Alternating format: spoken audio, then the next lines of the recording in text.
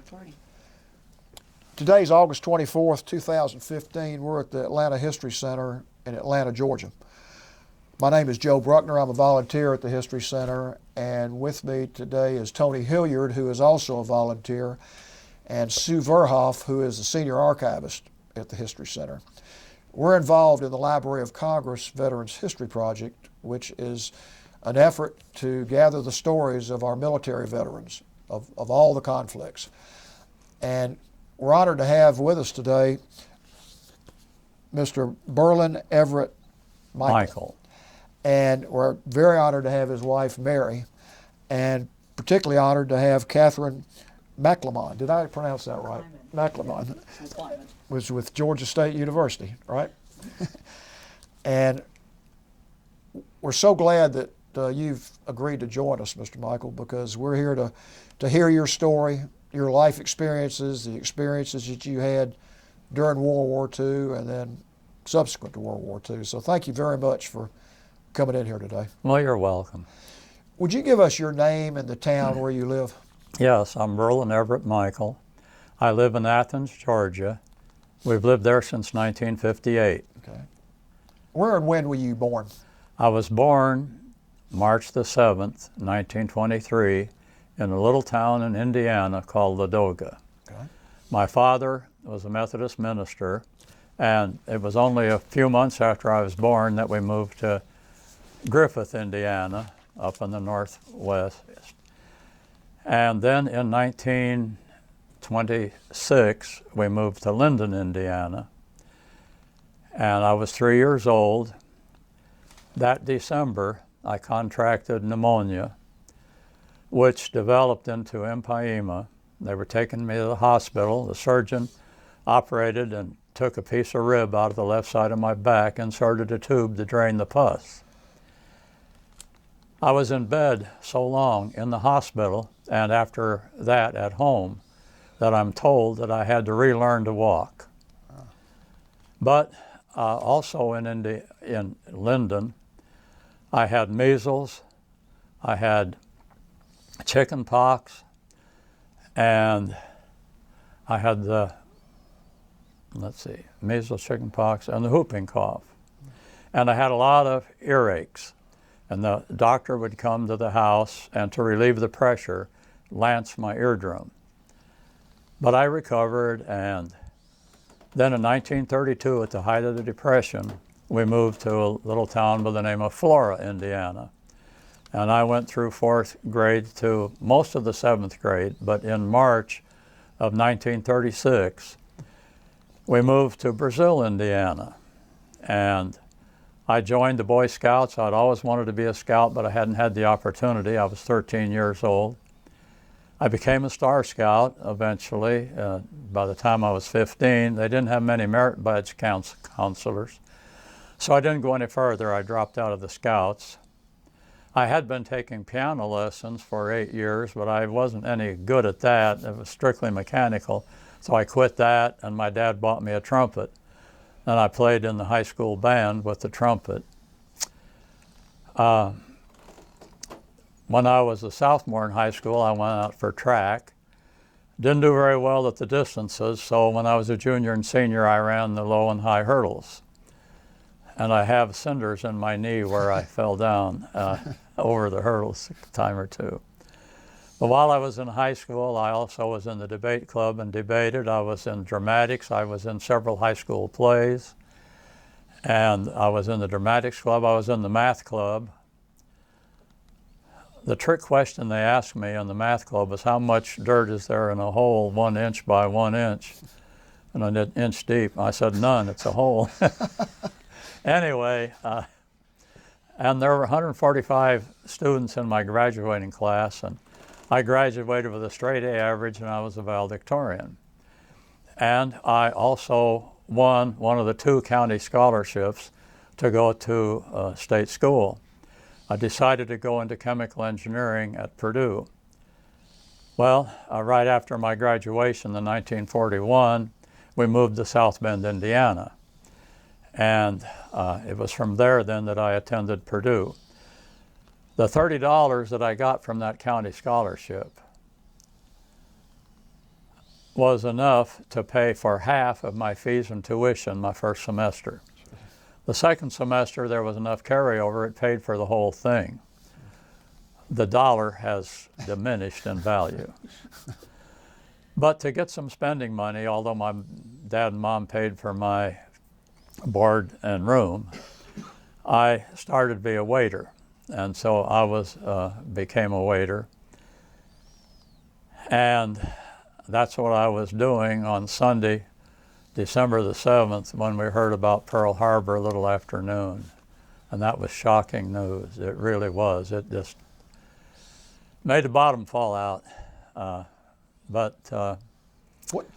What happened around you that day? How were people reacting, and what were they saying? I really don't remember too much about that. I'm sorry, but it obviously was horrific news. Of course, we knew that there was war going on in other places, and we just hadn't anticipated, I guess, that the United States would get involved. But anyway, I went home for Christmas vacation and got notice from the university that they were changing their schedule.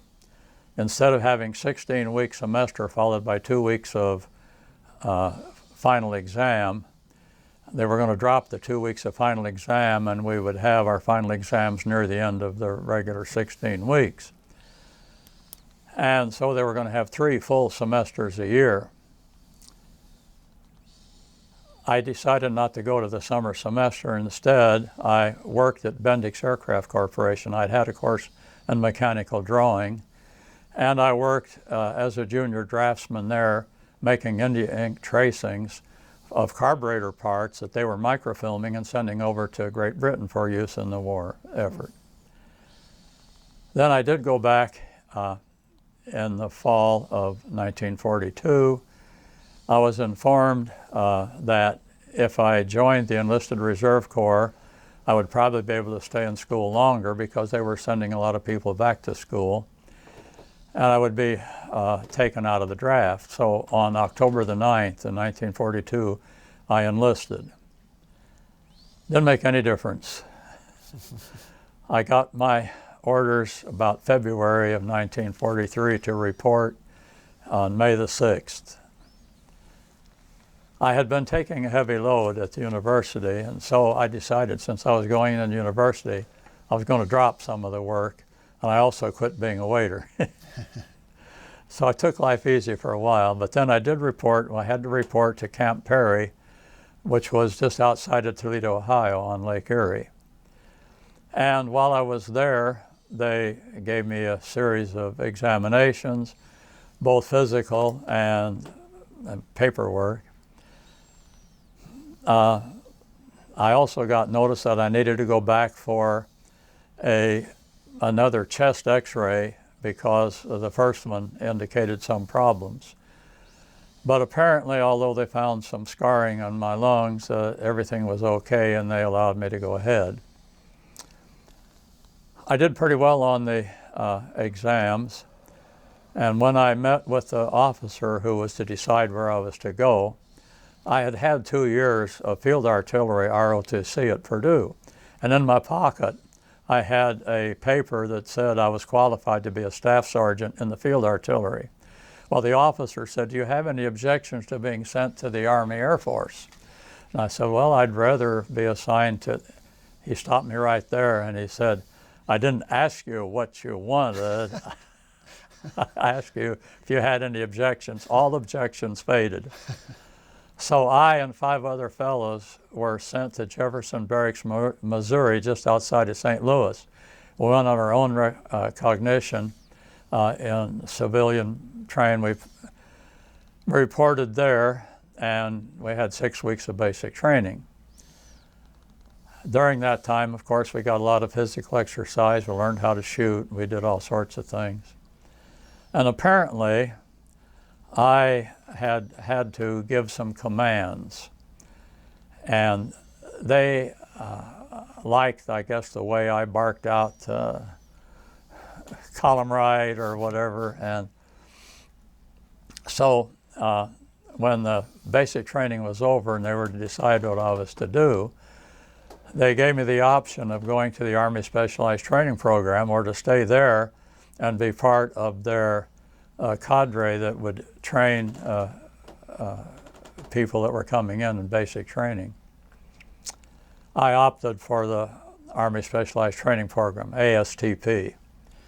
July the 1st, I went to Grinnell College in Grinnell, Iowa, where they did additional testing.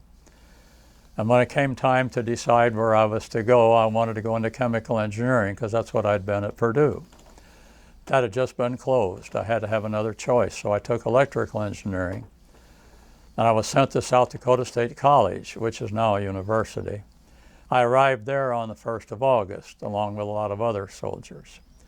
And of course, school hadn't started yet, so we did a lot of marching and other training. But then I went to school, and I was trying to date different girls. There weren't very many regular civilian fellas on campus, but there were a lot of soldiers. And I didn't want to get involved with any one, so I was trying to go to different ones. But gradually they were going somewhat steady with somebody else, and they quit. So I was sitting at home. I was sitting in my dorm rooms Saturday night when a friend of mine said, "What are you doing?" I said, "I'm just going to be here. Why don't you come with me?" They had a USO dance downtown in Brookings, South Dakota. So I went with him, and he introduced me to some of the girls, and it happened to be that Mary, my wife now, was in a group. Wow. And I danced with all 6 of them along with some others.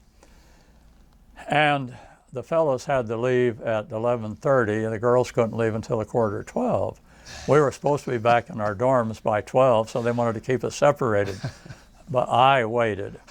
And when she came out with the girl she was with, I called her over and said, "Could I walk you back to your residence?" They had to move out of the dorms because all the soldiers were in the dorms, so she was in somebody's house. And she said, "Well, I'm with my friends." I said, "You can be with them anytime. Let me walk you." So she allowed me to walk her, and that was the start. Wow. I asked her for a date the following Saturday when they were going to have another college dance. Said, "Call me on Wednesday." She was waiting for a better offer, I know, but she insisted that was not the case.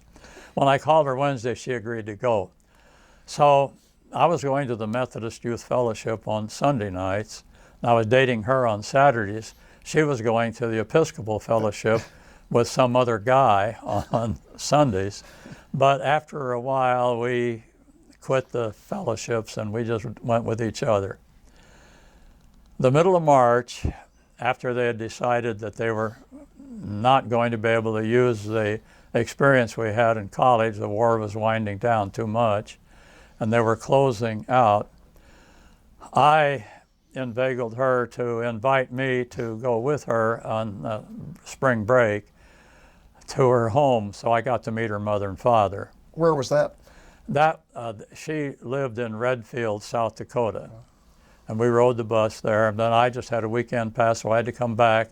Then I called her up the following Friday and asked her if I could come back, and I did. So, and that was the last time I got to see her father because he died after a fall in 1945, and I never saw him again. But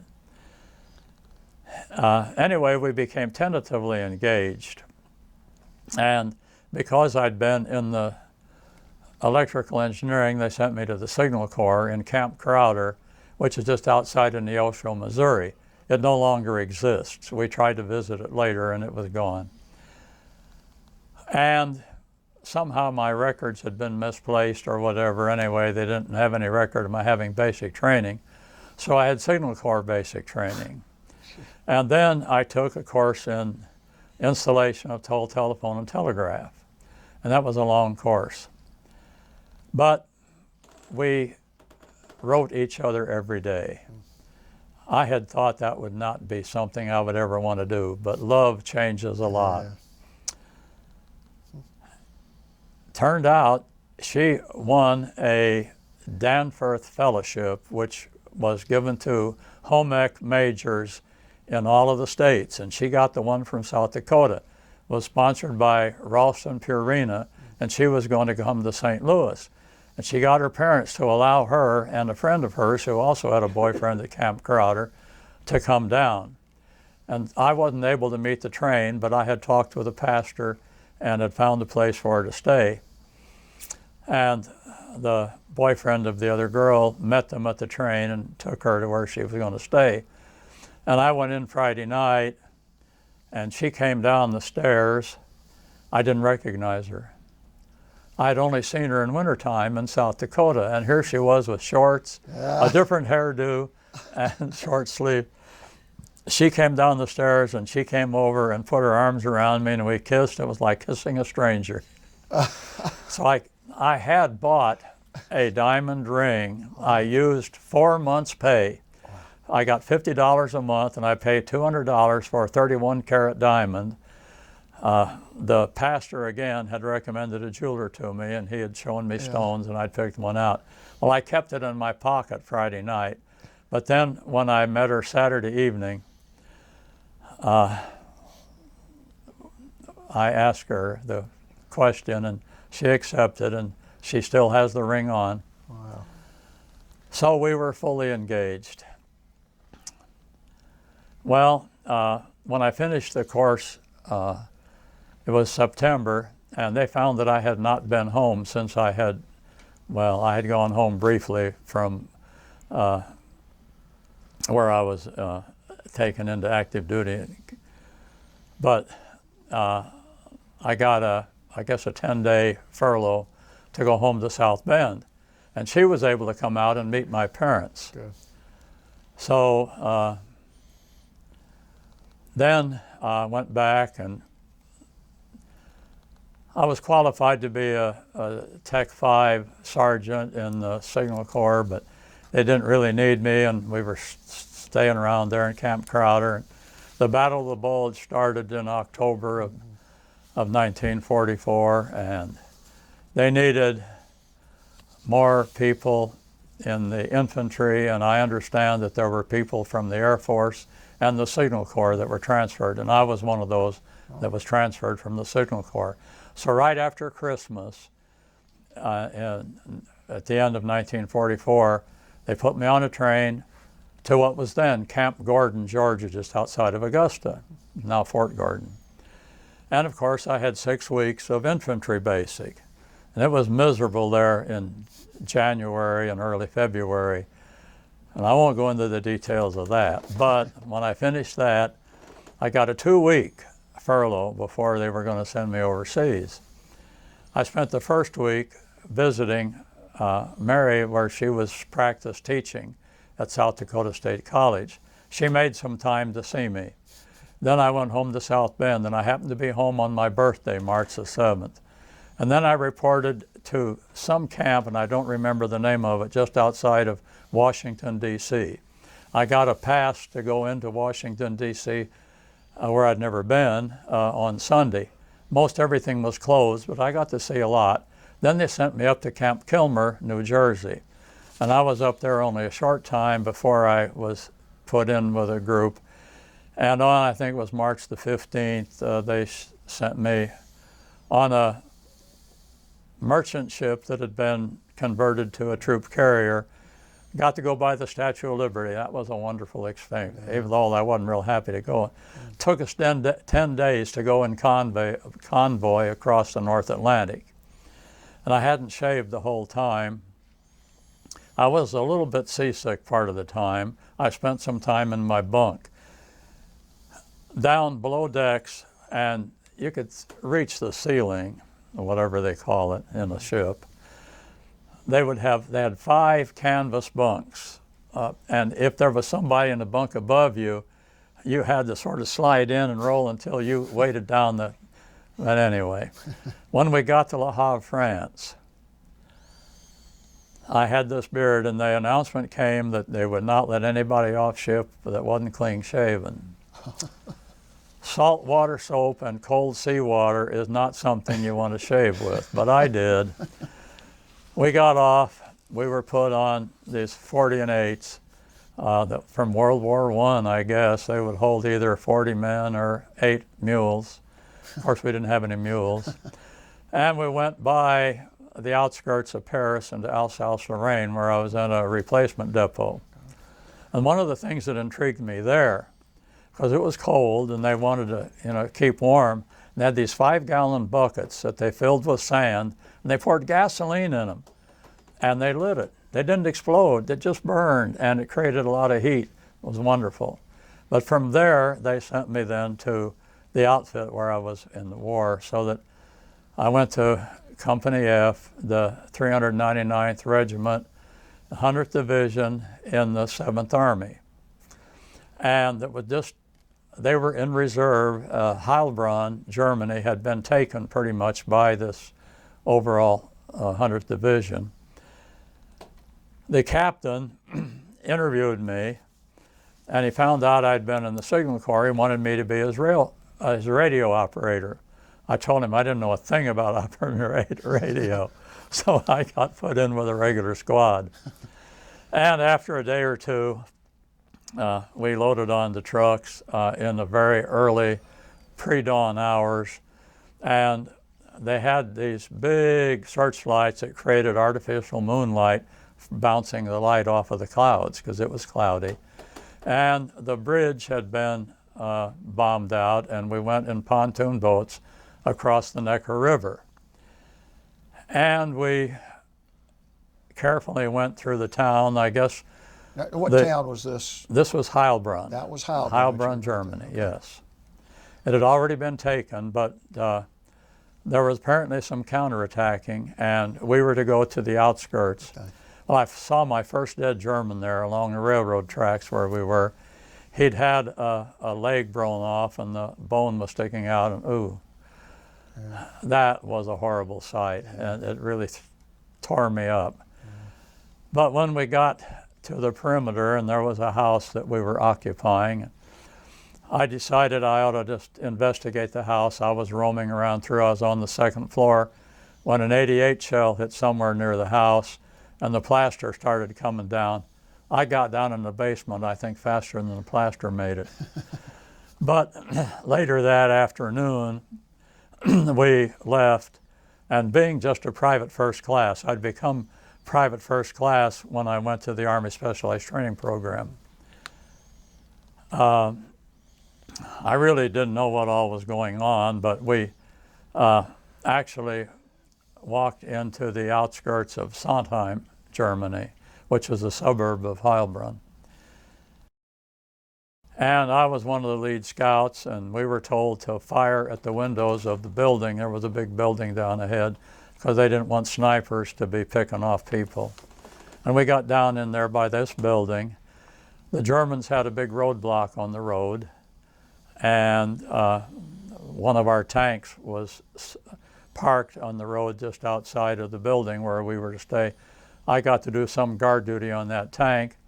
I saw a lot of tracer fire coming from the roadblock, and it was up high, and I had been told that the trick was they would fire tracer ammunition up too high to hit you, and then they would fire regular ammunition down. So anyway, I didn't get hit, I didn't cross.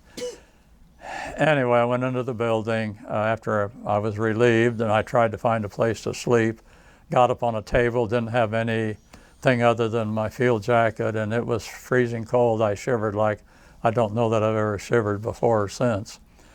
But then, before dawn, we were moved out of there, and we pulled back in the somewhere down the road, and the American artillery shelled Heilbronn.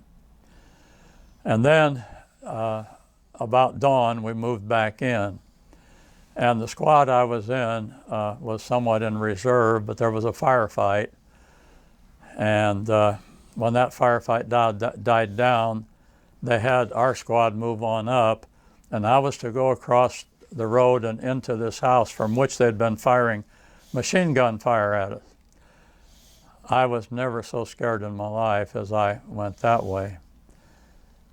I crossed the road, and I went around to the left side of the house. Some of the others went around to the right side, and they got $1 million wounds from hand grenades that the Germans, as they were retreating, had thrown. They got to go back and get out of the war, but they weren't going to be permanently injured. But we did find a couple of Germans hiding down in the cellar, and they were interrogated, and then from then I don't remember a whole lot of just what we did after that. It wasn't too long after that, though, that each squad had a tank that we were assigned to. We rode on the top, and we joked about having all this armor underneath us. And I know one time we rode into a little village, and about 50 Germans armed to the teeth with all of their weapons, but they had their hands up and they were holding their weapons up. They came out to surrender to just the squad that we had on with the tank. Of course, it was the tank that made the difference.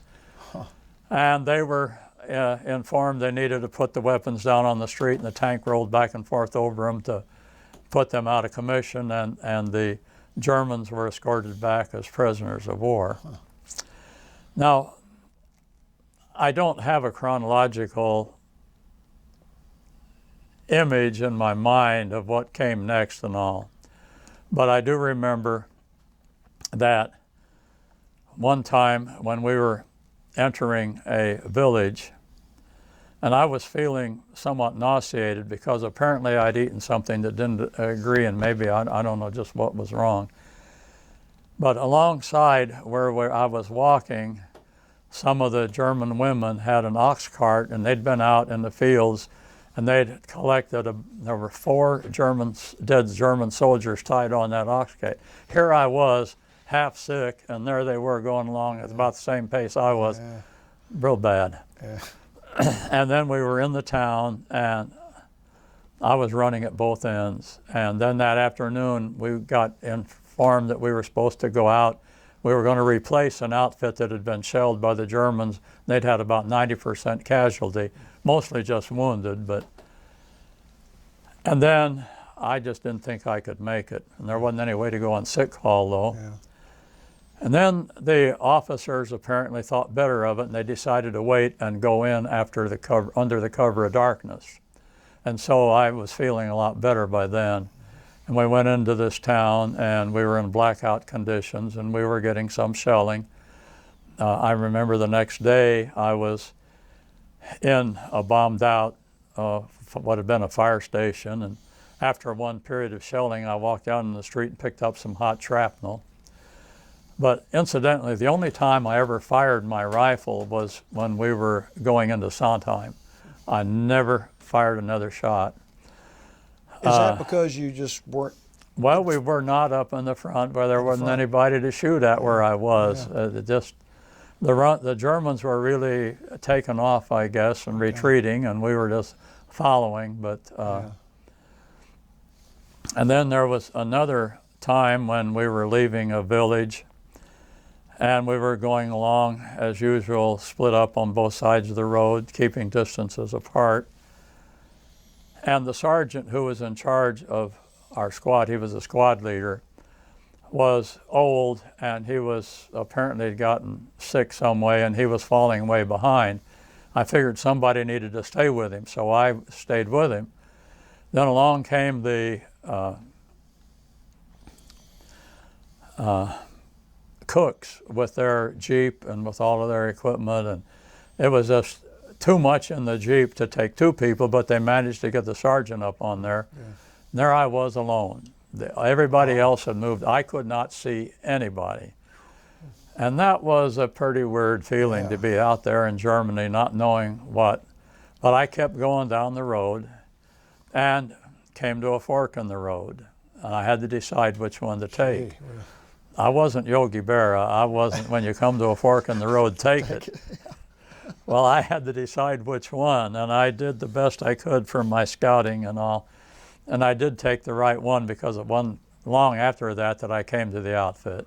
You didn't have a map where you could tell? Oh, where no, I hadn't been told. You know, they don't tell the private the hoi polloi what's going on. But I did come to the outfit, and they were digging in. It was in a wooded area, and we were digging foxholes because they were concerned that there would be another shelling that night. And of course, the explosion of the shells up in the trees and all would create quite a shower of missiles. And so it was very rocky, hard to dig a foxhole, but I finally got something I could be in, but nothing happened that night. And we took on up, and then there was another instance where we were going, and I don't even remember now whether the war was still on or off, but I guess it was still on. It had to be, because we were in this home and taking a break, and a buddy of mine and I went in,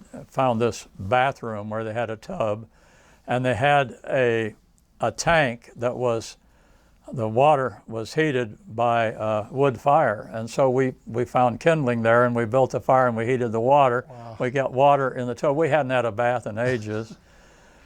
Well, the second lieutenant, who was in charge of our platoon, came in and he said, "Now, I'm going to take that bath. You can have the next one." So he had his bath. We reheated water. We got it in. We took our clothes off, and about that time, we got to go. We didn't get our bath. Oh no! You did all the work, but you didn't get anything.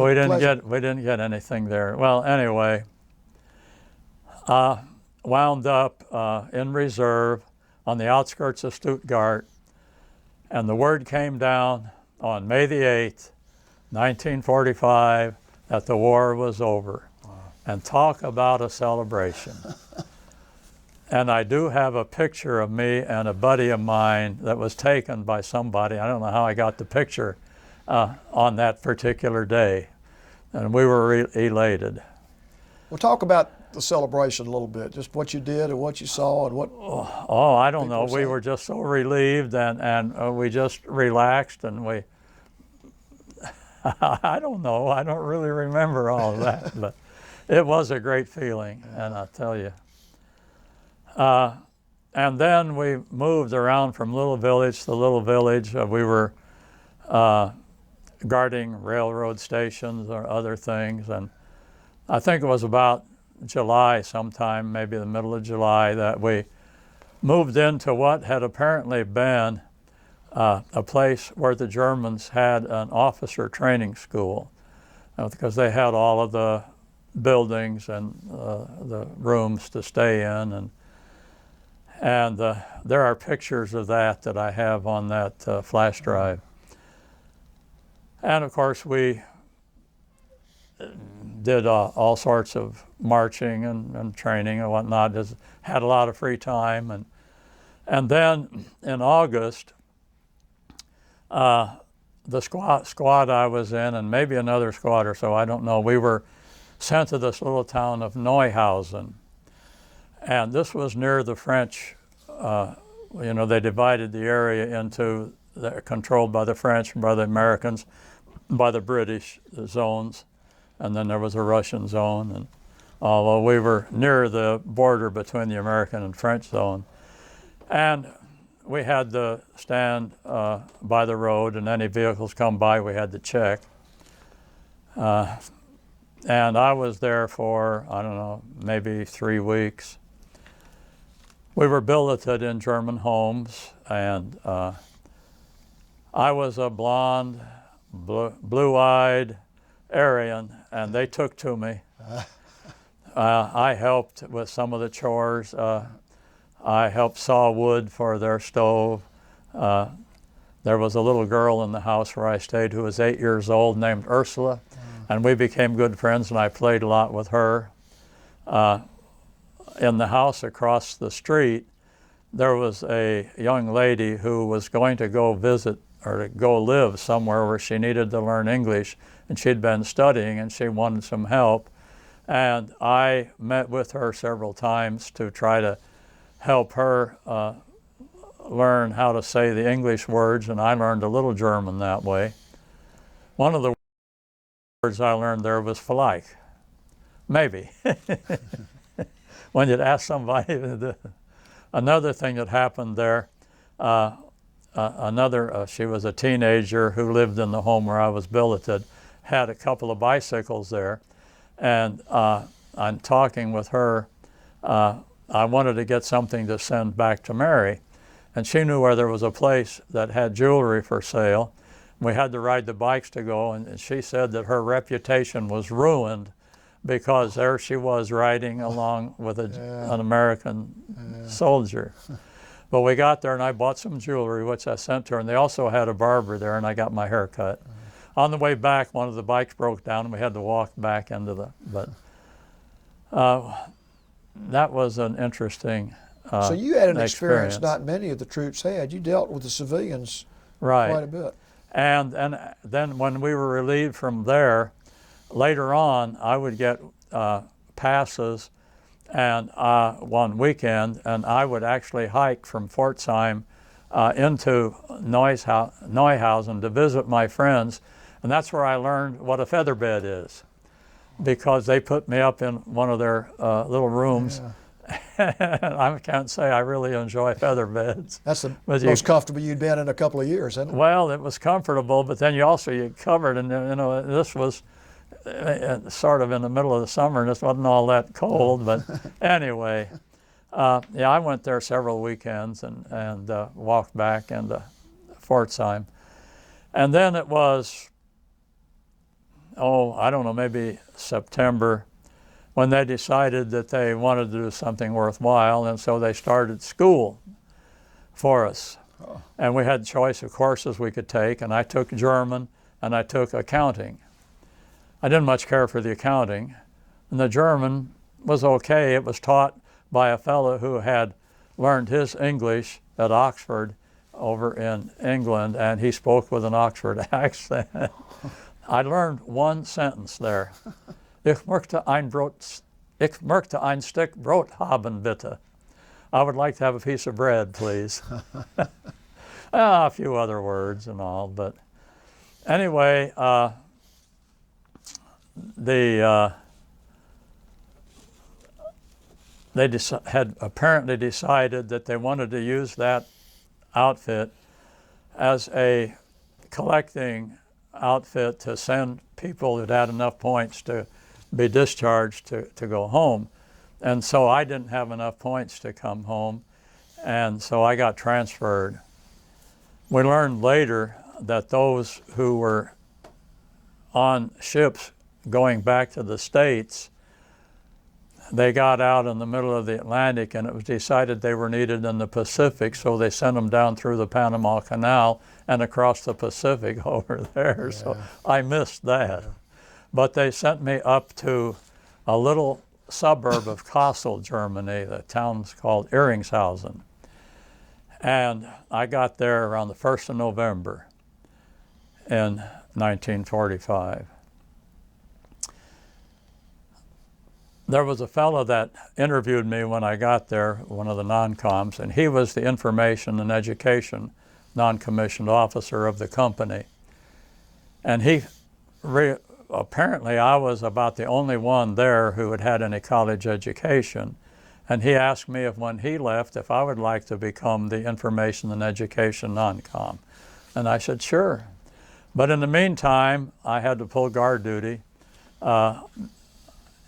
Somewhere near Kassel, there was a depot where a lot of the equipment from the Army was stored, and we had to guard that. And so we were on guard duty 4 hours and off 8.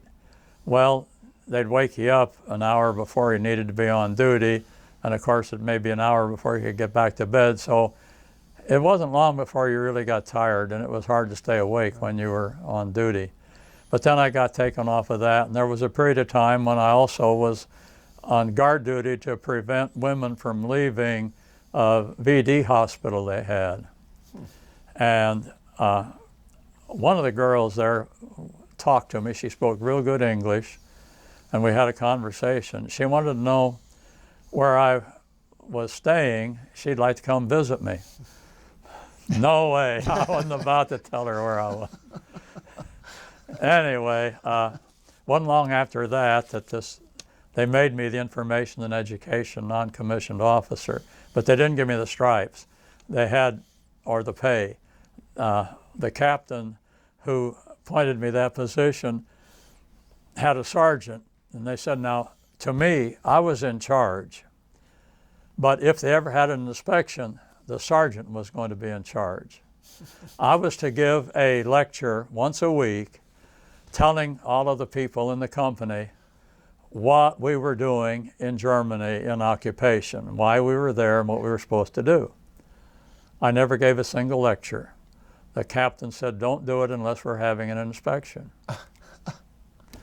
Well, one of the buildings that we had there in that company was a Rathaus. It was a big building that had a big dance floor. There was a room on the second floor that overlooked the dance floor. There was a bar, and then there were living quarters. And the daughter of the people that lived there had been hired to help in the library and day room that they had in this big room that overlooked the dance floor. Her brother kept the bar, and her parents lived there also. Well, she'd been a member of the Hitler Youth. And when I got up there, she didn't want anything to do with me that she didn't have to. She was a good help. But if she was sitting on a couch and I'd go over to sit beside her, she'd get up and move. But gradually, that distance got less and less. When they would have Saturday night dances, they would bring in bands, and there was a Polish displaced persons camp not too far, and a lot of the Polish women would come and be the female partners for the soldiers to dance, except when they played polkas. And then the women would get out there and dance by themselves, or not with each other. Yeah. They knew how to do it. When they would play a waltz, this girl who was her name was Margarita, her brother would come from the bar, and they would go down on the dance floor and they would dance a waltz, and it was beautiful. Really? Well, I had been trying to learn to dance. Now, I didn't dance while I was at home. My mother had grown up a Baptist, and dancing was verboten. But when I got in the Army, I bought an Arthur Murray dance book, and I sort of taught myself, and then she helped a lot. But I had not learned to waltz, and so I asked Margarita if she would teach me to waltz. Well, at first she didn't want to, and then while we were still away from everybody else, we could hear the music and all up there in the library day room. She taught me to waltz, and then she would waltz with me down on the floor when they played a waltz, and we became good friends. Well, it wasn't too long after that we actually confiscated, I guess would be a proper word, most of a house that was across the street from this Rathaus, and converted it into the library and day rooms. We had a ping pong table up in one of the bedrooms, and the big, what had been living room, dining area, I guess, we had our library and all. And there are pictures of that also on the, and I had a bedroom up on the second floor, and there was a sink there which I put a board over, or a big thing so I could use it for a desk, although I didn't use it as I had a desk down on the main floor. And then I put a bunch of pictures up around there, pictures of Mary, and then a few pictures I'd cut out of girly magazines. Anyway, I played a lot of ping pong, and we got word that we could have a piano if we would go and pick it up. So I got a truck to go, and we got a piano that was in its original box. We brought it back, took it out of the box, and I got enough of the other soldiers to move it up that somewhat curving staircase to the second floor. There was a small room up there that was just right for the piano. I sent home, and my mother sent me music so that I could play the piano a little bit. Not that I was good, believe me. But anyway, so I had to keep books. One of my jobs was to pay the band with money, and take the bar money and all that. In fact, I also had to have the beer kegs and all loaded onto a truck and taken to the brewery and get fresh ones. And one time I was trying to lift one of the empties, and something in my back snapped, and I couldn't stand up straight for a while. I did manage to get in the truck.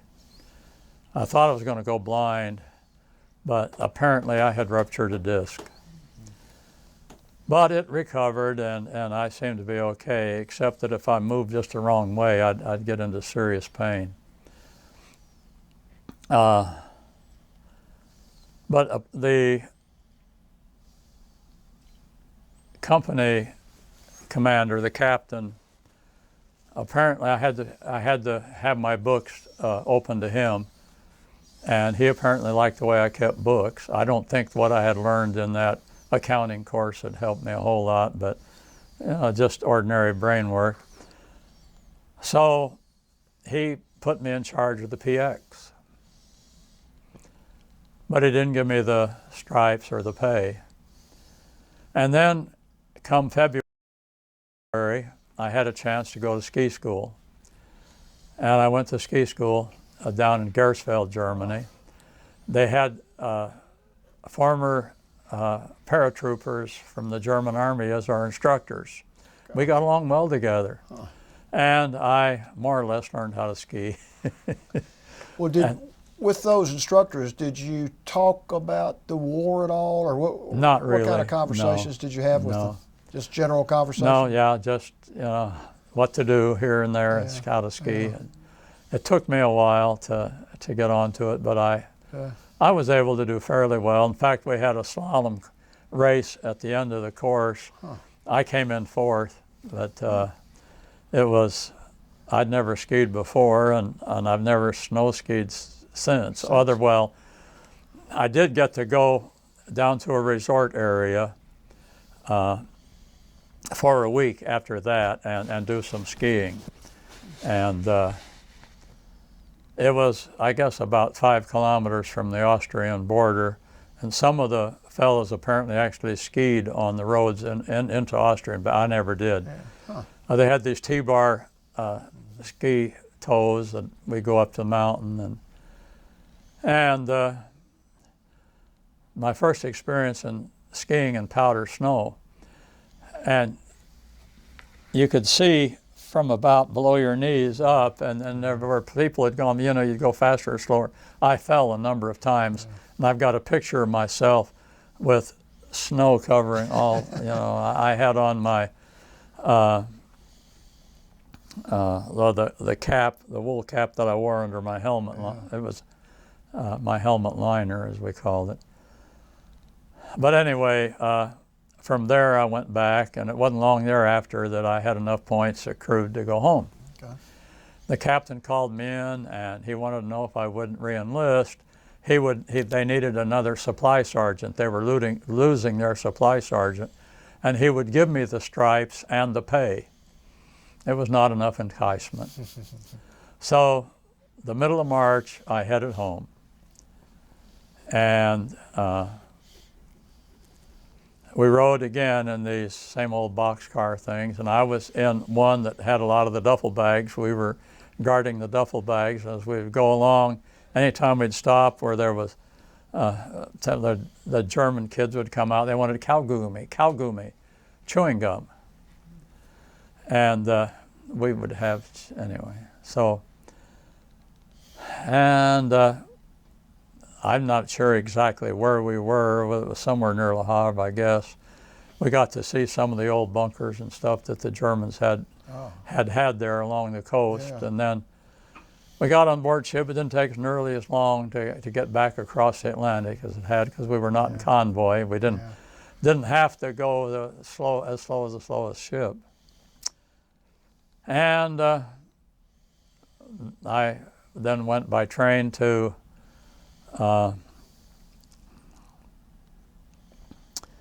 let's see, it was, sometimes these words don't come to me. I should have made a note, I guess, of a camp that was just south of Indianapolis, Indiana, where I was to be discharged. Okay. And Camp Atterbury. One of the things they had to do, of course, was to take a blood sample. And I watched them while they drew blood out, and it took them quite a while because apparently I was having collapsed veins or something. And I was okay after that for a while, and I was standing there when all of a sudden I got dizzy and I blacked out and I fell backwards, and the people that were around when I came to said that my head sounded like a watermelon hitting. Good gosh. And I was woozy thereafter. I do not remember very much of what happened from there but other fellows would help me along, and I did get discharged on time. Okay. And by the time I got back on the bus to go to South Bend, which is my home, Yeah. and I was discharged on the 14th of April, 1946. Okay. And after a while at home, I went out to Tyndall, South Dakota, where Mary was teaching high school. She had minored in chemistry, and so they had hired her to teach home ec and chemistry. And so she got a little bit more pay than most of the people. I think the standard pay for teachers then was something like $1,500 a year. She was getting $1,800. And we made plans to get married as soon as we could after she finished school. And I went back to South Bend, and the date was May the 29th, 1946, that we were to get married in Redfield, her hometown, Redfield, South Dakota. Her best friend was in the waves and was stationed in Washington, D.C. There was a rail strike on, and she wasn't sure she'd be able to make it, so she asked Mary to find someone else to be her maid of honor. So she asked my sister, who's 2 years younger than I. She wanted a yellow gown to wear. We went all over South Bend looking for one to fit my sister. She was a home ec major also, so she bought material and she started making it. She finished it just before we got out to South Dakota. My mother did the marking at the bottom hem in the motel where we were staying on the way out. Well, my best friend, who I wanted to be my best man, was in the Army and was stationed out in San Francisco, and there was no way he could get there, so I asked Mary's brother that was 2 years younger than she. He was out of the Navy. She had 3 brothers. They had all been in the Navy. So he was my best man. So it was a family affair. My dad married us, and we just had mostly close friends there. And we went to the Black Hills for our honeymoon, borrowing her older brother's Willis car. It didn't have any splash pans, and if you ran over a puddle of water, it would get the spark plugs wet and they would quit firing. You'd have to pull off to the side and wait for them to dry out. You can bet I missed most of the puddles. We went through the Badlands. Well, we spent our first night of our honeymoon in Pierre, the capital of South Dakota, and went on. And the second night was in Rapid City. They didn't have any rooms available with a double bed. They'd all been taken. They only had single. Well, when they found out that we were newlyweds, they shifted some people around so that we could have our own double bed. That was pretty considerate Yeah, of them. it was. I failed to mention that we had tried not to act like newlyweds when we were in Pierre the first night. And when we opened our suitcase, rice went all over the place. So there wasn't any way to hide that, or wasn't any way we were going to clean it up. But we were a week on our honeymoon. Our third night, we'd gone on and we stayed in a town with an interesting name, Deadwood. And we went on and we had a good time. We climbed Harney Peak. We drove up to the top of Mount Mitchell. We saw a lot of things. We got to go to Mount Rushmore and see the president's stuff, and eventually drive back. And we parked in downtown Redfield. When I went to start the car up, it wouldn't start. So we had to walk back to her home. It was about 2 or 3 blocks. And her older brother came, found out that the water pump had gone out. We were lucky, weren't we? Sure were. And so we were there a couple of weeks. her younger brother and I helped put on this fake brick siding on this frame house. And we didn't get it quite all done before we went back to South Bend, my home. And I had applied to the University of Chicago. Now, when I was sitting back in my office there in Ehringshausen, thinking about what I was going to do when I got out, I remembered that the high school principal I'd had thought that there was no school as good as the University of Chicago. And I also knew by that time that I did not want to be an engineer. So I had had a lot of fun with my dad, who'd always had a big garden. He'd grown up on a farm. And I decided I'd become a botanist. And so I had applied and been accepted at the University of Chicago. So in July, we went over to look for a place to live. I registered at the university to try to get into veterans housing, but they didn't have anything available.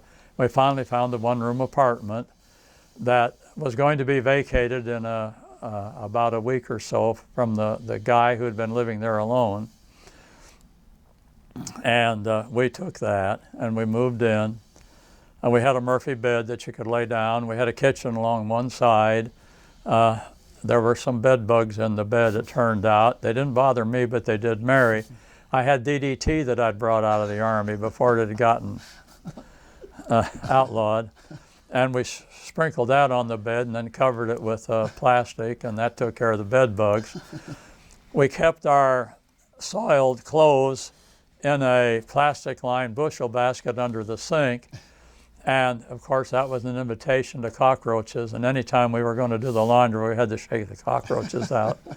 And then there were mice every now and then that would come down. And she got a job. Swift and Company was still there, and there were still the stockyards. And she became a product control baker. She had to test their shortening to make sure that it would be okay. And she would ride the elevated to work until she got somebody where she was actually share a ride with, because we didn't have a car. We were strictly public transportation. And one of the times when she was at work and I was at home between classes, and we had a cake that she had brought home. Of course, there was sugar rationing and there were other rationings during that time. There was also a rent control. So we were paying $1 a day for our room until they allowed a 15% increase. So then we were paying $1.15 a day. But anyway, I was sitting there, I was getting ready to eat a piece of this cake. It was on the counter of a cabinet we had there. This mouse came in under the door, came around. Funny, came up back of that and came around. I wasn't going to let him have that cake. I went over and I picked him up and he bit my finger. Fortunately, it didn't draw any blood. I slammed him down on the floor, killed him. Anyway, so at the end of that first quarter, well, I should mention that I took a correspondence course that summer so that I could get into the botany, zoology, physiology sequence that started in the fall. And in 6 weeks, I completed a year course in biology. The teacher who was grading my papers was swamped, and I found out about that later because one of the teachers that I had that person as a friend, and that person had complained, and this teacher started telling a story about all of that, and I realized she was talking about my papers. But anyway, I went to the housing office, and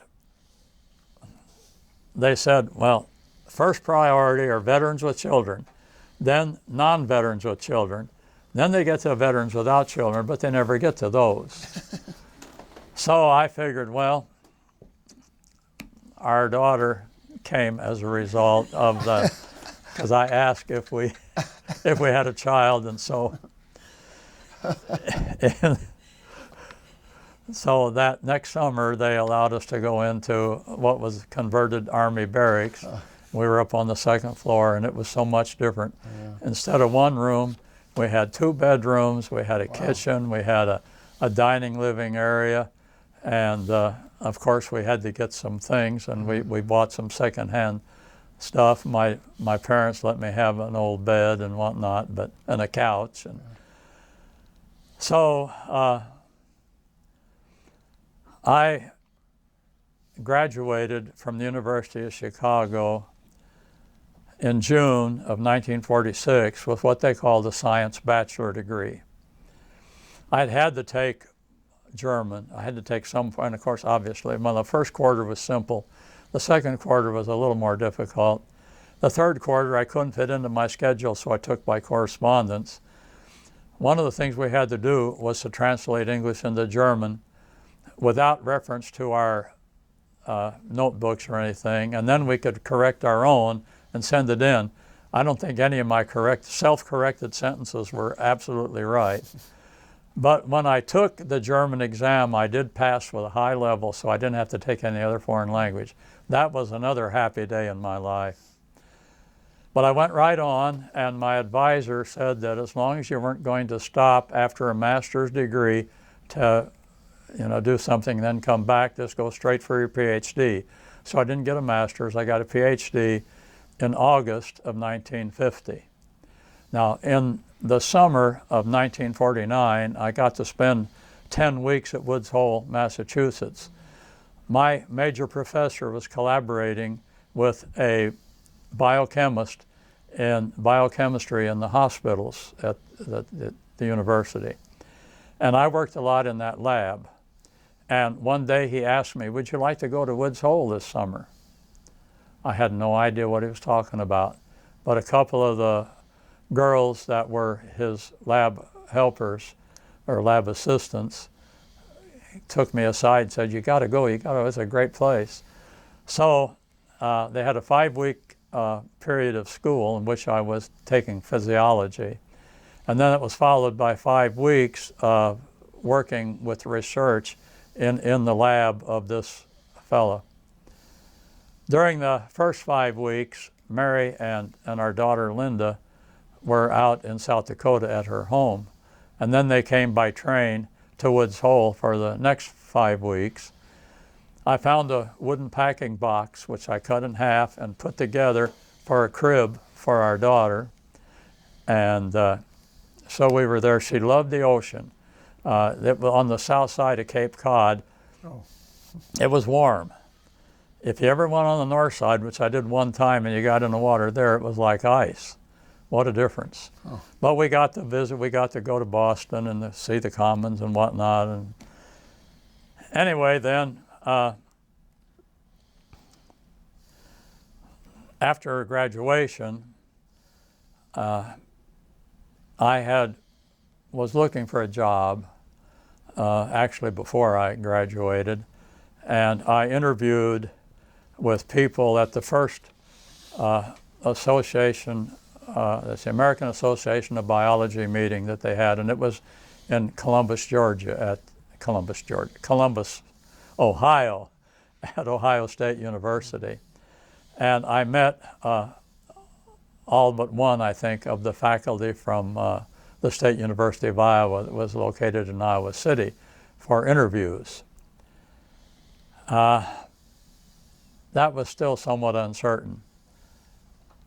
And so this fellow whose lab I had worked in hospital area in biochemistry said, why don't you apply for a public health service postdoctoral fellowship to work in my lab? Well, he was well known in the science world, and I figured that with his, it's not only what you know, it's who you know that counts. And so I figured, well, I'll get that. So I didn't have employment when I finished in August of 1950, so I went to live with my parents, who were in Brooke, Indiana at the time. Mary was pregnant with our oldest son, and she wanted to have him born in her hometown, where they just had a new lying-in hospital. Well, they'd built it along with the other hospital. But before that, around Thanksgiving, they invited us to go visit and be interviewed at the State University of Iowa, so we went to Iowa City. I found out then that I was the third one they'd interviewed. So I figured, well, you know, they're going to take the first or second one. So I sort of wrote that off. But they invited Mary, even though she was well pregnant, to some sort of a wives and female or graduate student thing that they were having, and I stayed in the hotel with Linda. Well, the head of the department came to interview me there.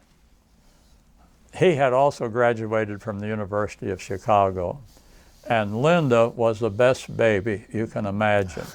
So I think it was that combination that eventually led to the offer I got.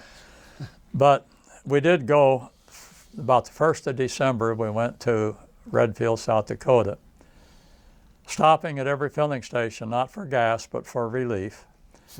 And our son Doug was due on the 15th of December, but on the 8th of December, she started having labor pains. I called the doctor that we had contacted when we first got there, and he said, well, when they get to be 3 minutes apart, bring her to the hospital. I had no longer than had hung up the phone, and there they were, 3 minutes apart. So our son was born about 6, and I got to be there at the birth. Good. So that was wonderful. And so we were there then, living and sponging off of her mother.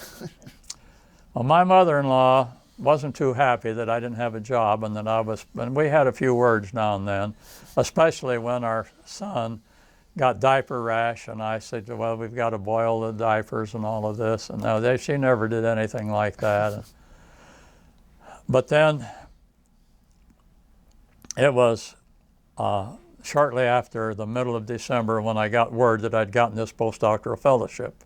So I sent a telegram to the State University of Iowa that I was withdrawing my application.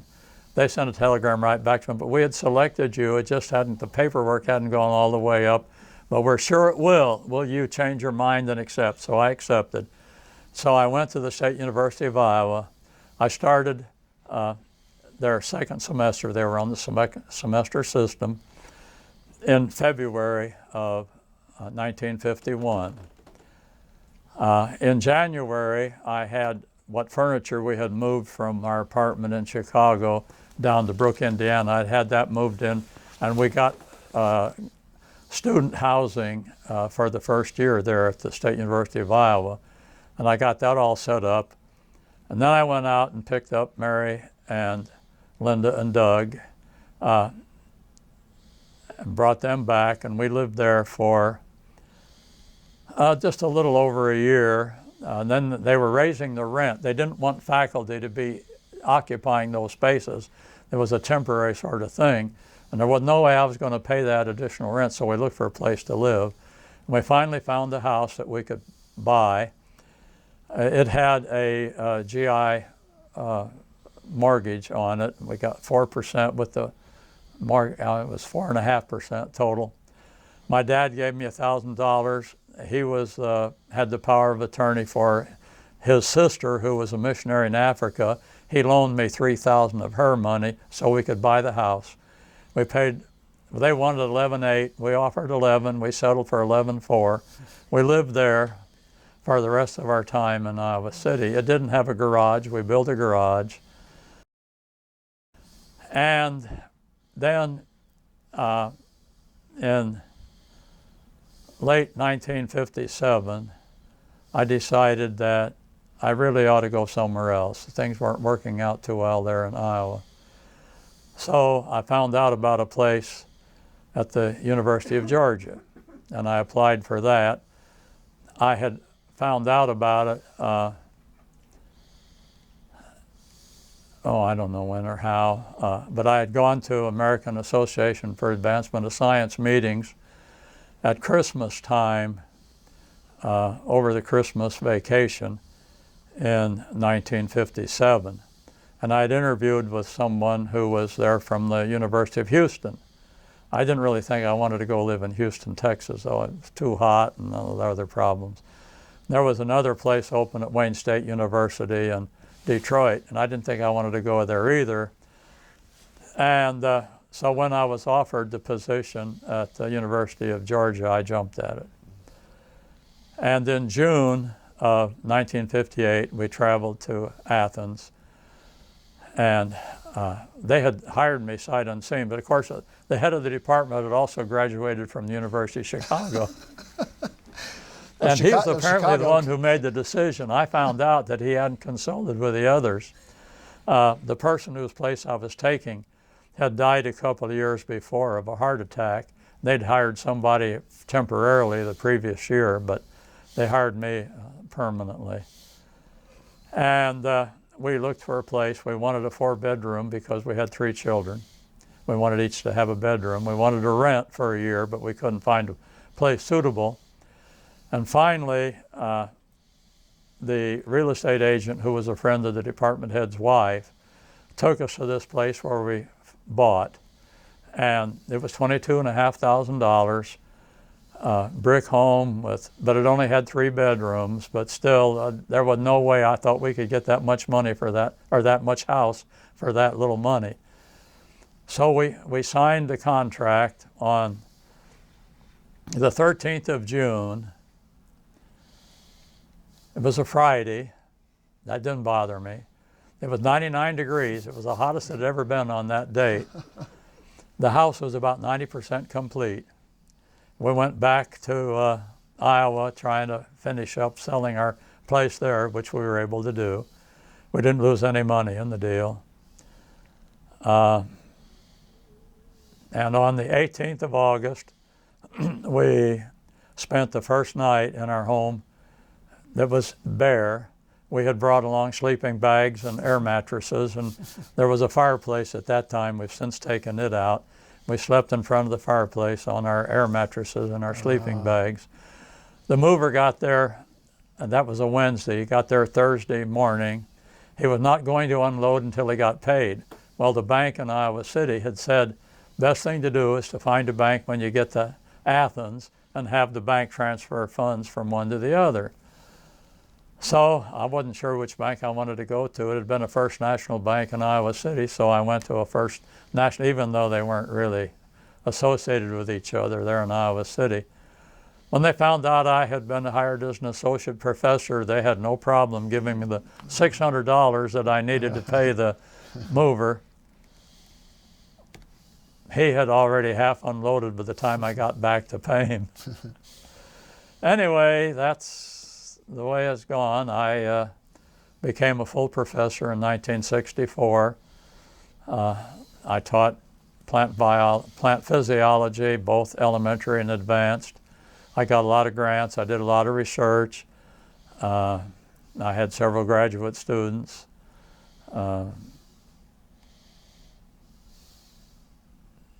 In 1988, I was 65 years old, and well, let's see, I guess it was before my 65th birthday, because it was in February. They were having what they called pre-retirement seminars to try to help the faculty decide what to do when they retired. And I went to this one. I had no intention of retiring until I was 67. But I found out that the time I had at Iowa could be counted. My military service could be counted. And although I had been only 30 years at the University of Georgia, I was able to retire with 40 years credit by buying some of that time. Oh, yeah. That entitled me to 80% of what I had been making as the highest salary. Wow. And that, with Social Security and with not having to take out of my pay, I went home and I found out that I would be better off financially if I retired than if I continued to teach. Yeah. So I went to the department head, and it was too late for me to officially retire because I should have let them know by the end of December. But I agreed that I would teach the advanced plant physiology course that fall, and I would teach the elementary physiology in the winter quarter if needed. And he said, well, you've done enough for the university now. You do something for yourself. I had been the graduate coordinator from, I guess, 1976 until 1986. And I had to meet with each of the graduate students. We had up to over 60 graduate students. I'd meet with each of them every quarter, not to tell them what to do, but to make sure they were fulfilling all the requirements they needed and give them advice if they asked for it. So anyway, I decided to retire, and it turned out not enough people signed up for the advanced course, so I didn't have to teach in the fall. And somebody else had come to the university, and his wife had majored in plant physiology, had a PhD, and she agreed to teach the course in the winter, so I didn't teach anymore. Wow. I did have a graduate student who had been admitted to candidacy, but he wasn't going to graduate until the following year, so I did keep my office and I kept going back, but I was strictly on retirement pay. It turned out it took him 2 years, so it wasn't until June of 1990 that he actually got his degree. And then I got a bug in my head and decided there was another paper I needed to work on and get published. That finally got published in 1995. That was it. But now, life after retirement has been good. I had 2 sons, both of whom were Boy Scouts. I was involved with the Cub Scout program for a while, and then I was a member of the troop committee when my older son was in the troop. And when the assistant scoutmaster quit, I decided, well, they needed to have another adult, so I became an assistant scoutmaster.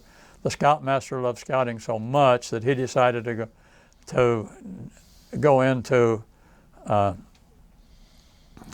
scouting on a paying basis and professional scouting, and he left right after Christmas in 1994, and I agreed because I'd been an assistant scoutmaster during 1994 that I would serve as a temporary scoutmaster. Well, I was temporary till 1977. I retired from being scoutmaster and then. Mary and I had started to take square dance lessons in 1973, and we've been square dancing. Well, I've been square dancing ever since. She had to quit about 2006 because of balance problems, not because of her mind. And then we also took round dance lessons, which is couple dancing, where everybody does the same thing to a cue. And we formed a round dance club in 1976. That summer they needed somebody to teach a class because those people that were in charge couldn't do it. I volunteered, and so I learned how to cue and teach a class, and I've been teaching and cueing round dancing ever since. Gee, well. Now, this week I will be going to 3 square dances, Thursday, Friday, and Saturday night. Really? Thursday night I'll be cueing. Friday night I'll be going so that I can round dance, and that's over in Winder. And then Saturday night, which is the 5th Saturday, the Northeast Georgia Federation of Square Dancers has a federation dance any 5th Saturday, and I'll be attending that. And it's in Athens, so it'll be close. You're amazing. I mean, you're an example for everybody on how to live life. Well, I've always been somewhat of a physical fitness freak, I guess you'd say, or whatever. I've always tried to take care of myself. I quit smoking at age 12. I didn't tell you about the time that my dad was taken very ill. In fact, he had his appendix and gallbladder removed in one operation. And my mother couldn't drive, and so a relative of hers, a young man in his early 20s, came to drive her back and forth to the hospital. He had to have his after-dinner cigarette, and he would throw it out when he took a couple of puffs, threw it out the dining room window. I don't know why there wasn't a screen on it, but I would, then we were all done with dinner, I'd go out and I would take a few puffs on it. I graduated from that to dried corn silks in newspaper. My mother caught me doing that one time, and she thoroughly tanned my hide. I found a cigar that was still in its original wrapping one time when I was probably about 8 years old. I smoked it and I got nauseated, something awful. Never smoked another cigar in my life. Even when we had a child and I gave out cigars, Yeah. I would never smoke one. I want to ask you two questions about going back to your service in the war. You were on the move a good bit once you got to Europe. Were you and Mary able to communicate by letter very often? I mean, Well, of course, as long as the war was on, no. But once we got settled, well, like when I was in Pforzheim, right. then I could give her an address that she could write to. And we did correspond a lot. And then especially when I was up in Eringshausen, I got a lot of pictures that she would send, and that's how I got to plaster the wall. And I also, there's a picture of the desk that I had with a lot of her pictures in frames on the desk. And one other question. When the bombs were dropped on Japan and the war, the total war finally ended, do you remember how you found out, or where you were, or what the reaction was? Or no, I don't really. I know that, again, there was relief. There was also some question about atomic bombing, and of course afterward, it's so horrible. But no, I really wasn't that much in touch with things. Well, before we sum things up, I want to give everybody a chance to ask any questions you have. I mentioned my stopping smoking at 12. Let me tell you about that was pretty funny. I've never heard anybody say that. Well, when we moved to Florida, that was back before they had filter tip cigarettes, and we would pick up cigarette butts and we would take the tobacco and put it in Prince Albert tins, and then we could buy a corncob pipe at the 5 and dime for a nickel, and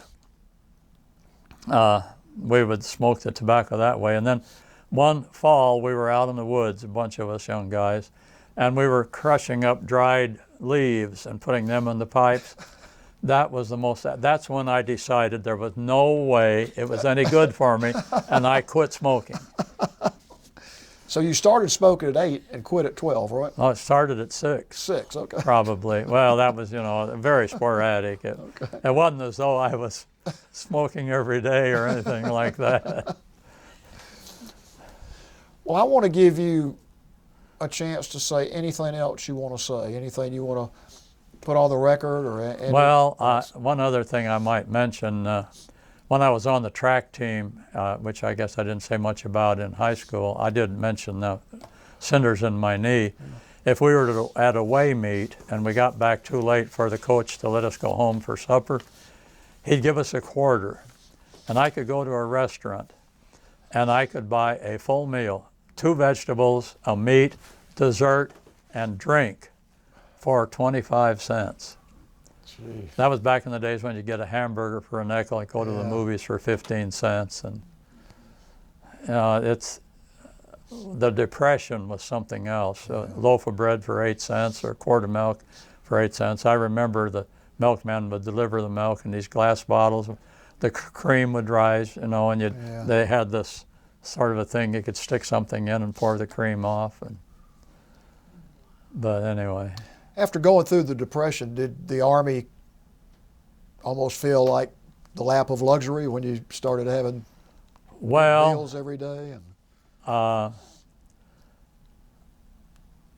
Even though the Depression had a lot of low prices and all, my dad always had the house as a parsonage where it was free, as it were. And his salary was enough to feed us fully, so that I never wanted really for anything. So I don't know that I really felt the Depression the way some people did. I'm aware of the low prices that there were then, but I never suffered anything. So that's good.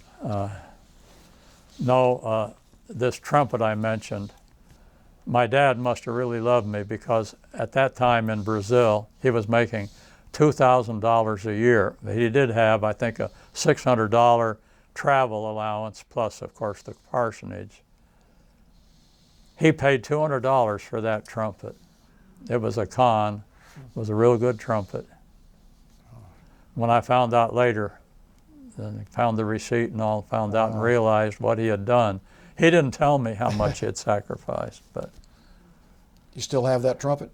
No, I did have it for a long time, and then our daughter Linda, who had played the clarinet, and she has been playing in various bands around, and I think she was playing in a band at DeKalb, and apparently the band director there was collecting trumpets, and I gave her the trumpet, and she gave it to him. Okay. Well, you've had and are still having an amazing life. I mean, yes, it's incredible experiences you've had.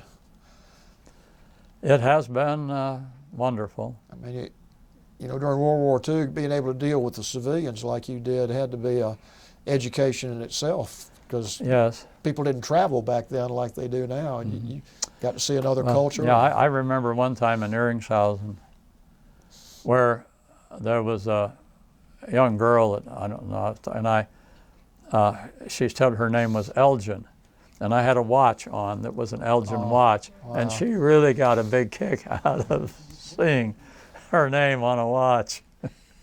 Now I understand you went back to in 1992. In 1992, Mary and I took the whole month of September to visit Germany and a few other places.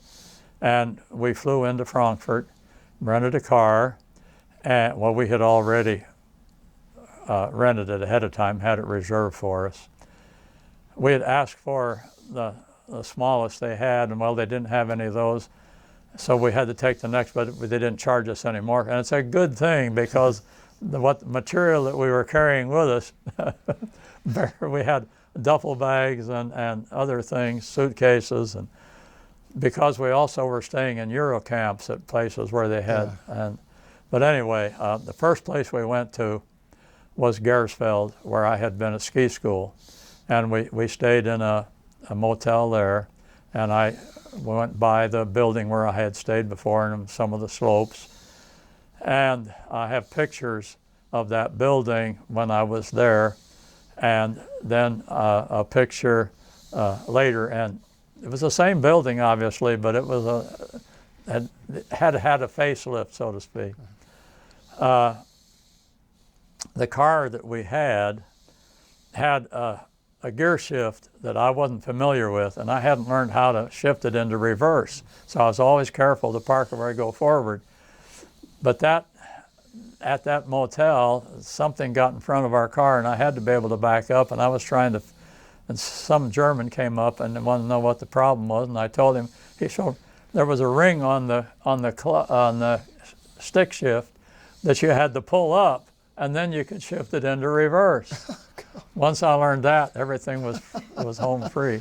But from Gersfeld, we went on up to Kassel and Eringshausen, and I photographed this Rathaus, which had a facelift, and also the building in which we had our library and day room stuff had also been changed somewhat in front, but you could still see from some of the windows it was the same building. And I went up there. It was an antique shop now, and I knocked on the door, and this young fellow, probably around 12 or so, came. He didn't speak much English, so we went to get his mother, and she came, and between what German I still could remember and what English she knew, I let her know that I had lived in that house when I was there after World War II. And she invited me in and went around, and I got to take her in up to the bedroom where I had stayed, and she got to see that. Wow. And then from there we went on over to Berlin, which of course was my name came from Berlin, although it's spelled differently. And I had not been to Berlin. That was not in the American zone. But we had a good time. But we got to go to the site of the 1932 32 or 36, whatever it was, Olympics. Yeah. 36, I guess Yeah, it was 36, anyway. yeah. And see a lot of other things and take a lot of photographs. And then we went on down through Nuremberg where the trials had been. And then we got on down into Neuhausen, and we got to see the house where I had stayed. And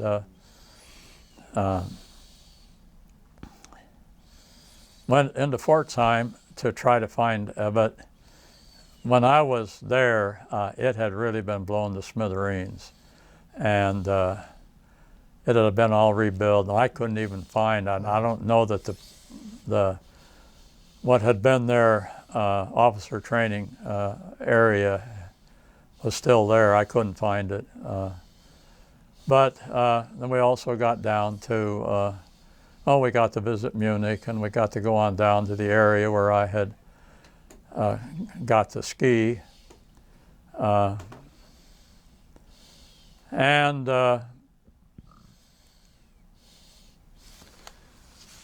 We got into France. Got this. We had some timeshare also that we got to stay at, and we were in the southern French Alps, and we got to drive around there a while. Got down to Monaco and came back up along the Riviera and on up through and back to where our timeshare was. That was a rather harrowing experience because they were doing work on that mountain road, and I wasn't sure we could get through. I'd stopped at a place where they had a bar and whatnot, and went in and asked the people there if we could get through, and they said yes, you could. But well, anyway, I was never so happy as to get back to the timeshare. And we got to go to Paris, and well, you've seen a lot of the world, and you're very modest about your military career. I mean, you were well. You were on the I front wasn't. lines. Actually, I was in a long time while the war was on, but my actual participation in the fighting was minimal. And if you look at Heilbronn to Stuttgart, the area where I was during the war, it's just a little tiny corner in Germany. It didn't amount to a whole lot. So. Well. And the Germans were so much on the run at that time that there wasn't all that much resistance. Well, again, like most of the World War II veterans, you're modest. I mean, you played a bigger part than you think you did, and obviously had an outstanding academic career at the University of Georgia and still enjoying life. And I guess the best thing is you've got a great love story with Mary. Yeah. I mean, it's obvious that y'all have had a great life together and are still having it. Yeah, we are, and our three children were all born in different states, and different from where we were born. Our daughter was born in Illinois, and our older son was born in South Dakota, and our young son was born in Iowa City. We were going to have 4 children, but when it came time for the third one, I wasn't financially able to do that. So our first 2 are 2 years apart, and then our third one came 4 years after the. Well, it sounds like a great family, and yeah, they're all doing well, and they're all independent. And I quit telling them what to do long before I sent them off to college. Really, I tried to get them to be independent even while they were home. Well, they all had we never gave them an allowance. We told them that if they wanted money, they'd have to do chores, and we'd pay them for the chores. And we did pay for their tuition and books and board when they were in college. But well, I'm sure they would agree that their success is due to the way y'all raised them and some of those principles. Well, our daughter went to med school eventually in Augusta. Became a pediatrician and married a doctor. For a while, he was the head of neuroradiology at Emory. Wow. He's still at Emory. Wow. Doesn't plan to retire till next year. Well, I know you're proud of them, and we're proud that have been able to meet you and hear your story. And We want to thank you for your service. Well, what can I say? It was not something. You said it all. Thank you.